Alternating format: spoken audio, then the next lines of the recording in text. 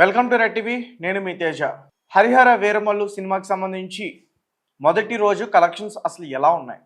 ఈ సినిమా దాదాపు 5 ఏళ్లు శ్రమించి ఈ సినిమాని తెరకెక్కించారు. 300 కోట్లు బడ్జెట్‌తో. అయితే ఈ సినిమాకి సంబంధించిన కలెక్షన్స్ గురించి నేను జెన్యూన్‌గా చెప్పదలుచుకున్నా. అండ్ ఈ సినిమాకి సంబంధించి టాక్ బాగానే నడుస్తుంది. ఒక పక్క ఒక్కొక్క రకంగా చెప్తా ఉన్నారు. మనకి సినిమా చూసుకొని మనం రివ్యూ ఎప్పుడు కూడా చెప్పకూడదు. అండ్ సినిమాకి ముందే చాలా రివ్యూస్ అన్నీ కూడా బయటకు వచ్చేసాయి. అండ్ నిజం చెప్పాలంటే ఈ సినిమాకి సంబంధించి స్టోరీ బాగున్నా, పవన్ కళ్యాణ్ గారు బాగా చేసినా యావరేజ్ టాక్ అనేది నడుస్తుంది. ముఖ్యంగా టెక్నికల్ ఏవైతే ఉన్నాయో చిన్న చిన్న విఎఫ్ఎక్స్ కానీ లేకపోతే సీజీ కానీ అటువంటి జెన్యూన్గా పవన్ కళ్యాణ్ ఫ్యాన్స్ ఒప్పుకుంటున్నారు. రైట్. అయితే ప్రీమియర్ షోస్కి సంబంధించి కలెక్షన్ మొత్తం కూడా 11 కోట్లు. మొత్తం ఆల్ ఓవర్ ఇండియాలో 11 కోట్లు. ముఖ్యంగా మన తెలుగు 2 రాష్ట్రాలకు సంబంధించి 7 కోట్లు. అలాగే ఓవర్సీస్లో 4 కోట్లు. సో ఓవరాల్గా మొదటి రోజు కలెక్షన్స్ వచ్చేసి మిగతా అడ్వాన్స్కి కూడా కలిపి చెప్తున్నాను నేను. ఈ సినిమా మొదటి రోజు ఇప్పుడు సాయంత్రం 9కి కూడా సెకండ్ షో పడుతుంది కాబట్టి అది కూడా ఆ బుకింగ్తో పాటు కలిపి చెప్తున్నా. సో మొత్తం ఇవన్నీ కూడా కలిపి చూస్తుంటే దీని లెక్క 50 కోట్లు కొట్టేటట్టుంది. Yes, 50 crores. సో మొదటి రోజే హరిహర వీరమల్లు 50 crores కొట్టేస్తుంది. అలాగే చాలామంది సినిమాకి సంబంధించిన విశ్లేషకులు కూడా ఈ సినిమాకి చెప్తా ఉన్నారు. ఈ సినిమా టాక్ నడుస్తున్నా కానీ, ఒక పక్క యావరేజ్ టాక్ నడుస్తున్నా కానీ కలెక్షన్స్లో మాత్రం ముందుకి బాగా దూసుకెళ్ళిపోతుందంటూ కూడా చెప్తా ఉన్నారు. రైట్.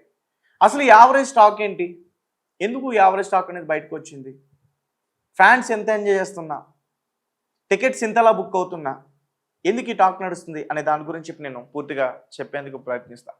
అండ్ మరి ముఖ్యంగా చెప్తున్నా, పవన్ కళ్యాణ్ గారి సినిమాకి కలెక్షన్స్తో అసలు పనే లేదు. ఎందుకంటే పవన్ కళ్యాణ్ గారి అభిమానులు ఎప్పుడు కూడా చూసిన సినిమాని మళ్ళీ మళ్ళీ చూస్తూ ఉంటారు. ఈరోజు నేను నా వాట్సాప్లో చెక్ చేసా, ప్రీమియర్ షోకి వెళ్ళిన ప్రతి ఒక్కరు కూడా మళ్ళీ ఈరోజు 11 గంటల షోకి చాలామంది వెళ్ళారు. దాదాపు ఒక 11 మెంబర్స్ అనుకుంటా. వీళ్ళందరూ కూడా మళ్ళీ 11 గంటలకు వెళ్ళారు. ఎందుకంటే ఫ్యాన్స్తో ప్రీమియర్ షో ఎంజాయ్ చేసే ఉంటుంది. సినిమాని మనం అర్థం చేసుకోవాలి, పూర్తిగా చూడాలని సెకండ్ టైం చాలామంది వెళ్తూ ఉంటారు ఈ పవన్ కళ్యాణ్ గారి సినిమాలకి. సో మొత్తానికి ఈ సినిమాకి సంబంధించి మొదటి రోజు కలెక్షన్ 50 కోట్లు. రెండవ రోజు కలెక్షన్స్ ఎలా ఉంటాయో చూడాలి. ఈరోజు గురువారం. ఈరోజు ఎంతవరకు కూడా కలెక్ట్ చేస్తుందంటే కొంచెం గ్రేట్ అనే చెప్పాలి. రేపు ఫ్రైడే. సో చాలామందికి సాటర్డే వీక్ ఆఫ్స్ ఉంటే సండే కూడా సెలవు ఉంటుంది కాబట్టి ఫ్రైడే నైట్కి విపరీతంగా బుకింగ్స్ అయ్యే అవకాశం ఉంటుంది. సాధారణంగా తెలుగు సినిమాలు ఎప్పుడు కూడా ఫ్రైడే రోజునే రిలీజ్ అవుతూ ఉంటాయి. ఈ సినిమా మాత్రం గురువారం ధైర్యంగా రిలీజ్ చేశారు. రైట్. మొత్తానికి కలెక్షన్స్ విషయంలో అయితే మాత్రం దూసుకెళ్ళిపోతుంది. సో ఇప్పుడు మన స్టోరీ గురించి మాట్లాడుకుందాం. స్టోరీ చాలా అద్భుతమైన స్టోరీ. ఏంటంటే 16th 17th సెంచరీలో మన వేదాలు, మన గురువుల్ని, అంటే వేద మంత్రాలు నేర్పిస్తున్న ఆ గురువుల్ని, అలాగే మన పురాణాలని, ఇవన్నిటినీ కూడా నాశనం చేయడానికి చాలా చాలా ప్రయత్నాలు జరిగాయి. నాశనం చేశారు కూడా. ఇప్పటికీ చాలామంది చెప్తూ ఉంటారు ఈ రకంగా వాళ్ళు ముందు తరానికి అవేమీ దక్కకుండా, చెందకుండా, తెలియకుండా చాలా వరకు కూడా నాశనం చేసేసారు అంటూ కూడా చాలామంది చెప్తూ ఉంటారు. కానీ మనం ఎక్కడో ఒక చోట చూస్తాం, మన పాఠ్య పుస్తకాల్లో ఎక్కడో ఒక చోట ఉంటుంది, కానీ పూర్తిగా తెలియదు.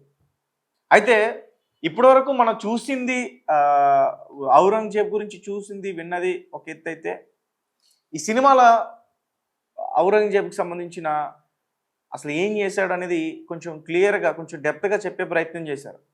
అంటే ఈ సినిమా 2 parts కాబట్టి పార్ట్ 1లో ఔరంగజేబ్ చేసిన ఆ రాక్షస పాలన కొద్ది మాత్రం ఉంటుంది.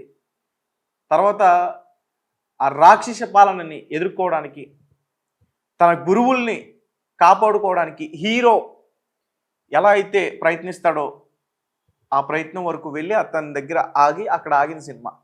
సో పార్ట్ 2 నుంచి బ్యాటిల్ అన్నమాట. అంటే యుద్ధం ఎలా ఎదుర్కొంటాడో, వాళ్ళని ఎలా తప్పిస్తాడా తప్పించడా, అలాగే ఈ హరిహర వీరమల్లు అనే వ్యక్తి ఎవరు అనే దాని గురించి ఉంటుంది. అంటే సెకండ్ పార్ట్ అంతా ఇప్పుడు నేను ఏదైతే చెప్తున్నానో దాని గురించే ఉంటుంది. వాళ్ళు హిందూ దేవాలయాలపైన ధ్వంసం చేయడం, విగ్రహాలని పగలగొట్టడం, అంటించడం, అబ్బో చాలా ఉంటాయి.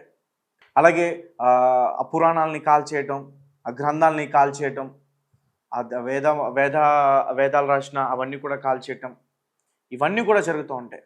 అంటే ఒక ప్రాంతం నుంచి ఇంకో ప్రాంతానికి తరలించేటప్పుడు వారి దగ్గర ఉన్నవన్నీ కూడా దోచుకోవటం, రుద్రాక్షలు మాలలో తెంచేయటం, విగ్రహాలను అసలు ఎట్టి పరిస్థితుల్లో కూడా వారితో పాటు తీసుకెళ్ళనివ్వకుండా వాటిని అక్కడే పగలగొట్టి అంటించిన ఇవన్నీ కూడా చాలా వరకు కూడా చూపిస్తాయి. అంటే వాళ్ళు చేసిన దోపిడీ నిజంగానే అప్పట్లో ఇవన్నీ కూడా జరిగాయి.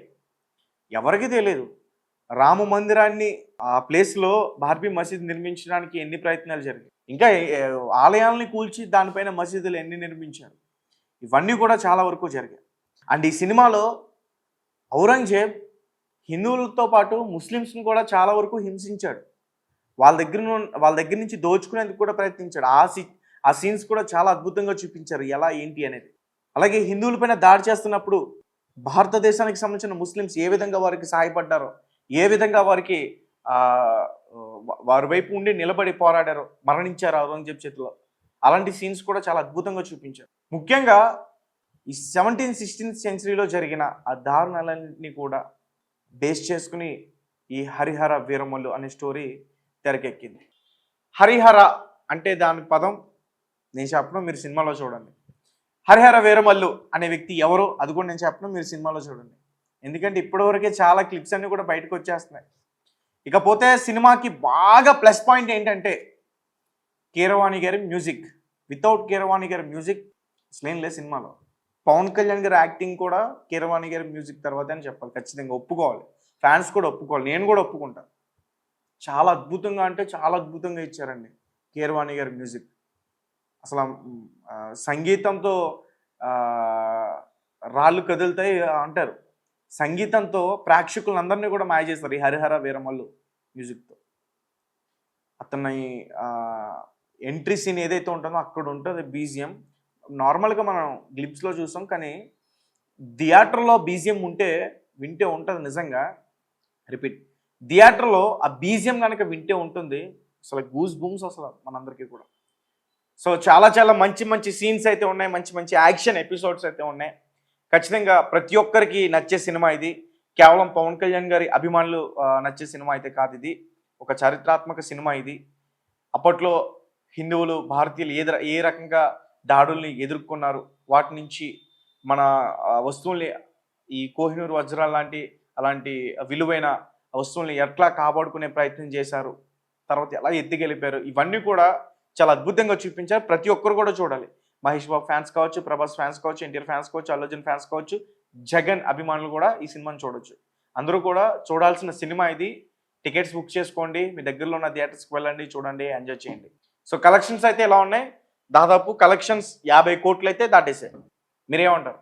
మీ సైడ్ ఎలా ఉంది అనే విషయం నాకు కామెంట్ రూపంలో తెలియపరచండి. Thank you for watching. Thank you so much.